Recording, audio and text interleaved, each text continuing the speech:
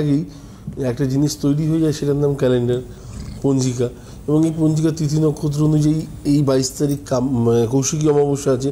Specially এই দিনটা ভালো। এবার এই দিনটা ভালো কেন সেটা বারবার বলেছি। স্বর্গরাজ্য থেকে প্রত্যেকটা জায়গা শান্তি লাভ করেছে এবং শান্তি পেয়েছে, এবং মায়ের অশেষ কৃপা আমাদের মধ্যে থাকে এবং দেবতাদের মধ্যেও ছড়িয়ে রয়েছে, যে কারণে সেটাকে সিদ্ধিলাভ করার মানে পাওয়া, একটি সিদ্ধিলাভ বলবো না।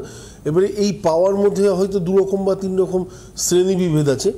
একটা আছে সিদ্ধিলাভ, একটা হচ্ছে মোক্ষলাভ, একটা হচ্ছে সংসারের মধ্যে এই জড় নির্জড় মানে কী বলবো পদার্থের মধ্যে কিছু প্রাপ্তি।